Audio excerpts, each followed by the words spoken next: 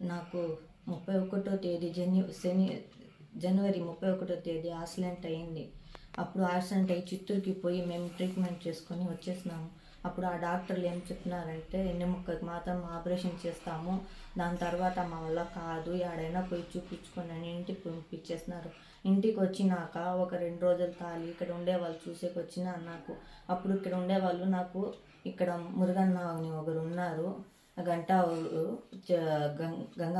గంగమ్మ గుడి ఉంది కదా, చైర్మన్ అక్కడ ఉన్నారు. వాళ్ళకి పోయి మీరు చెప్తే వాళ్ళు ఆదుకుంటారు, సహాయం చేస్తారు కొంచెమైనా అని మాకు ధైర్యం చెప్పినారు. ఆ ధైర్యంతోనే మా అమ్మ పోయి ఆయన కాడ అడిగింది. అడుగుతానే ఆయన ఏమి ఎక్కడ ఎట్లా అని అడిగినారు. చెప్పినాము ఇట్లా అని పరిస్థితి అని చెప్పే లోపల 10,000 చేతికి ఇచ్చి పోయి ఆ పాపకి నేను 2 లక్షలు ఇస్తాను, ఎంత కావాలి అని అడిగినారు.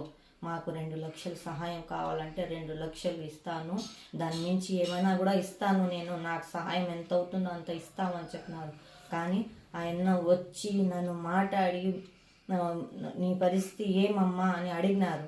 ఇటుంది నా అంటే పోతావా, హాస్పిటల్కి పోతావా, పంపించేదా లేకపోతే డబ్బులు ఇచ్చేదా అని అడిగినారు.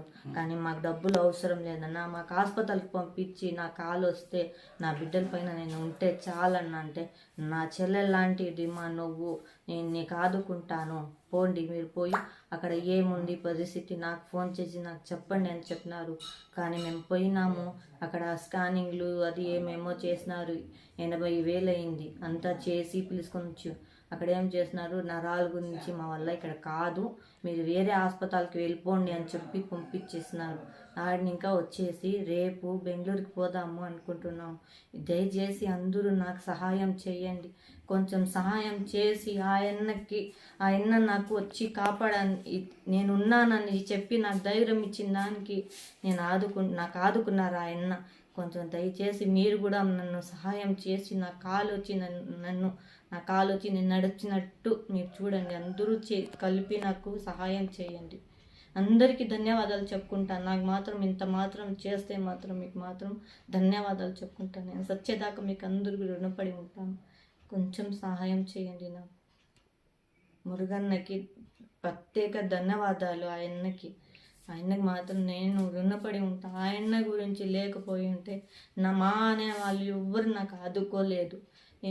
మా అమ్మ నాన్న అందరూ పోయి ఆడాడో పోయి అడిగినారు, ఇట్లుంది పరిస్థితి, నా బిడ్డకి సహాయం చేయనిమంటే రిపోర్ట్లు ఇవ్వండి, మీరు ముందు రిపోర్ట్లు ఇవ్వండి, మేము చూసుకుంటామని. ఏ రిపోర్ట్ లేదని ఆయన మేమున్నానమ్మా అని నాకు సహాయం నాకు వచ్చి నిలబడిపోయినారు. ఆయన గురించి నేను ధన్యవాదాలు చెప్పుకుంటున్నాను. నమస్కారం, రేష్మ వాళ్ళ ఆయన మాట్లాడుతున్నాను. నేను డ్యూటీకి పోయిన తర్వాత నా బిడ్డకి యాక్సిడెంట్ జరిగిందని చెప్పినారు. నేను సడన్గా రాలేకపోతుంది. రెండోది ఏమంటే నేను అంత డబ్బు కూడా నా దగ్గర లేదు కాబట్టి సహాయపడేవారు ఉంటే నా బిడ్డని ఎత్తుకొని అందరూ గవర్నమెంట్ హాస్పిటల్ పోయినారు. గవర్నమెంట్ హాస్పిటల్లో కాదని చెప్పేసి మళ్ళీ చిత్తూరు హాస్పిటల్ పంపించినారు. చిత్తూరు హాస్పిటల్ కూడా కాదని చెప్పేసి బిడ్డని రివర్స్ తీసుకువచ్చి పొలంలో వదిలేసినారు. ఆడ నుంచి మురుగన్నకి మన గంగమ్మ గుడి మురుగన్నకి మెసేజ్ పోయింది. ఈడుండే ఆడవాళ్ళంతా పోయి చెప్పినారు.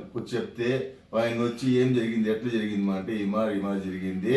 కుట్టినోడు బండి తోలినోడికి ఇన్సూరెన్స్ లేదు, లైసెన్స్ లేదు, బండికి ఇన్సూరెన్స్ లేదు. అట్లా బండిలో నా అల్లుడు పిలుచుకొని పోయి కింద పడిపోయినాడు.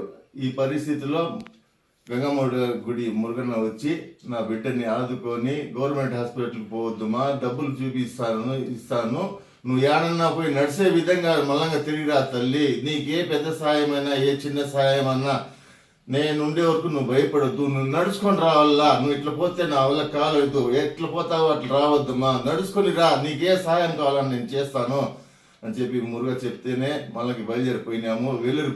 వేలూరికి పోయి మొత్తం ఎంఆర్ టెస్టింగ్ అన్ని టెస్టింగ్ చేపిస్తే ఆడ 60-70-80 ఖర్చు వస్తే కూడా సరే, ఈ నరాల గురించి మాకు తెలియదు, మీరు వెళ్ళిపోండి అని చెప్పినారు.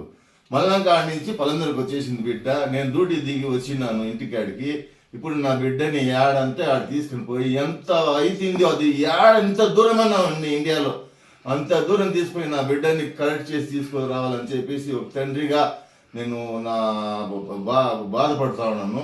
కానీ ఏమంటే దీంట్లో ఆ గంగమ్మ తల్లి ఆ మురుగన్ నాకు సహాయపడతాడని చెప్పి చెప్తానే నాకు చాలా ఒక్కొండంత ధైర్యం వచ్చింది. 2 లక్షల రూపాయలు చేతికి ఇచ్చి నువ్వు పో తల్లి చూపించుకొని రా, మడక నడుచుకొని రా తల్లి అని చెప్పినాడు. అదే సార్ నాకు 2,10,000 2,10,000 ఇచ్చినాడు.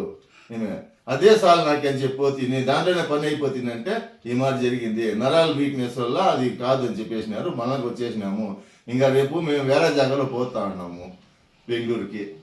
దైవం దయ వల్ల మీరు నా బిడ్డ బాగుండే మాదిరిగా ఆశీర్వదించండి. 10 మంది దగ్గర నాకే కొంచెం సహాయం అందించండి. ఇప్పటికే నాకు సహాయం అందింది, కానీ నా బిడ్డ నడుచుకునే మాది నడిచి వస్తే చాలు. నాకు ఇంకేమవుతుంది, నాకు 1 రూపాయి వద్దు. నా బిడ్డ నడుచుకుని వస్తే చాలు. అదే నాకు ధన్యవాదాలు. ఎందుకంటే నా బిడ్డ చిన్నప్పటి నుంచి చేతిలో పెట్టి సాయికి ఆడిస్తే ఉండే బిడ్డ ఈ మారైతే ఏ తండ్రి కడుపైనా సరే భరించుకోదు.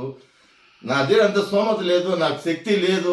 నా బిడ్డకు అది జరిగింది, కానీ ఇక్కడ ఉండే వాళ్ళు ఆదుకుంటా ఉన్నారు. అది చాలు నాకు. కానీ నా బిడ్డ నడిస్తే చాలని చెప్పి నేను ఆలోచిస్తాను. ధన్యవాదాలు.